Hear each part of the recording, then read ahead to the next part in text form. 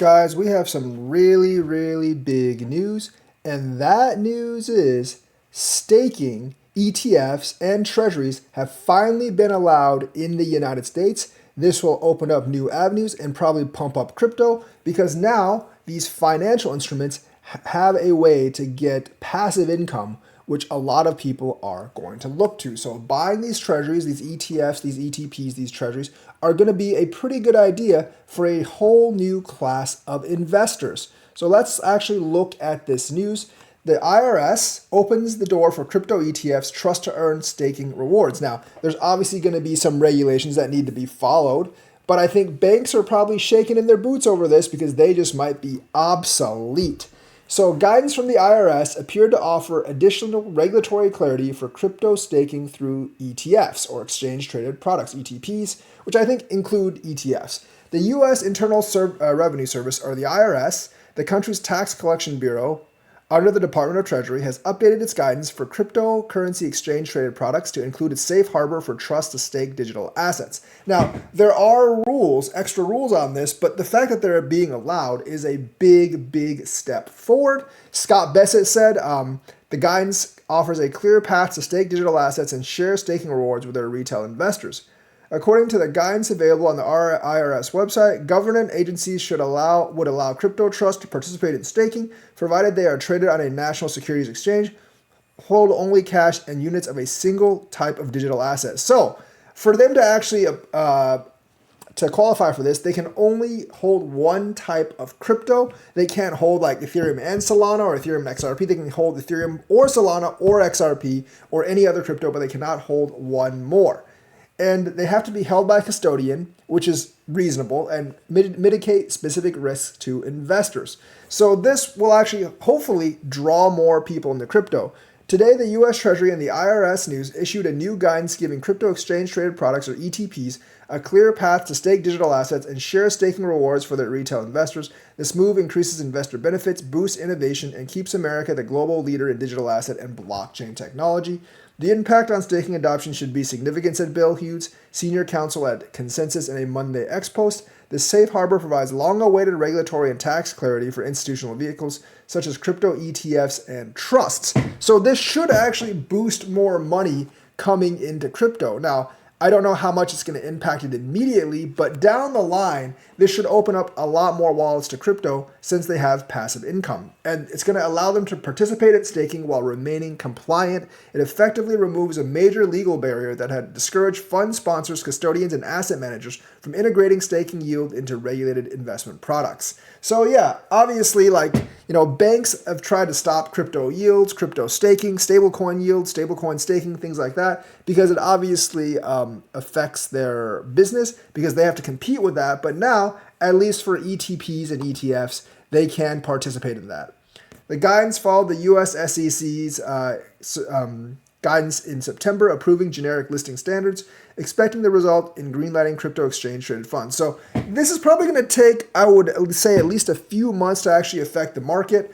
Right now, for the altcoin ETFs, outside the Rex Osprey ones, I don't think there are any more staking ones. So for the coins that have actually native staking on chain, the ETFs can incorporate that into their ETF, and I think that will actually boost the demand for those ETFs. For the coins that don't have native staking, they might be a little bit out of luck, but they can always adjust that as well. If they have like a treasury, they can use that treasury for staking. Now, I'm not saying Clash is going to get an ETF, but I'm saying the larger coins are probably looking at this because this is one way for attracting people to their product. So basically, this happened right after the end of the government shutdown. So I think this was always kind of on tap. Obviously, there's bipartisan agreement for crypto, but the Republicans have been specifically pushing for it. And this might inject more money into cryptocurrency within, I would say, 6 or 7 months. It's not going to take as much time for the ETFs to actually get approved now, which is good because they have listing standards. And since those ETFs can actually include staking, I bet many of them, like Ethereum, Solana, etc., will actually include staking. Bitcoin might be a little bit left out because Bitcoin doesn't have native staking. Its supply is rigid pretty much.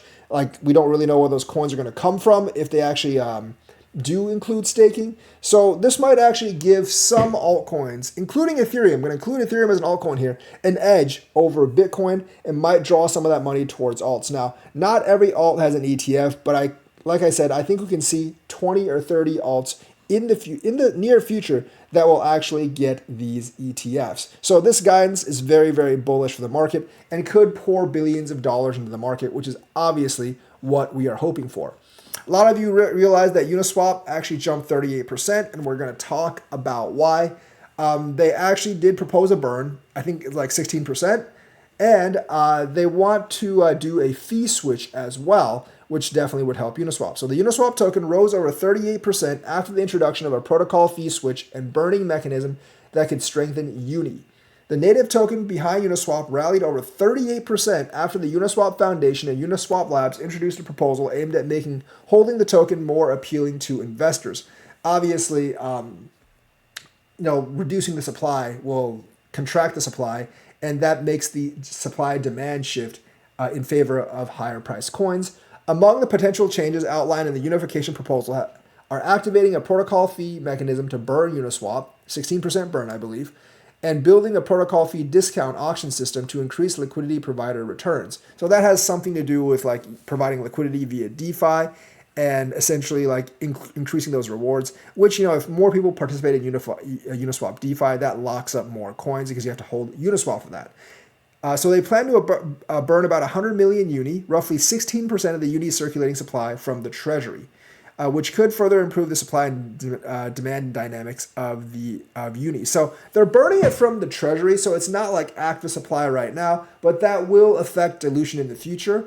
And so that's probably just good for future prospects. And that's one of the reasons it actually went up. Fees on Uniswap's Ethereum Layer 2 Unichain, which has generated 7.5 million in annualized fees since its launch 9 months ago, will also be sent to the same Uni burn mechanism. So some of the fees will actually be burned as well. We believe this proposal positions Uniswap protocol to win as the default decentralized exchange for tokenized value. So this definitely helps the overall supply and demand curve. The fee burn proposal is also pretty good for the future.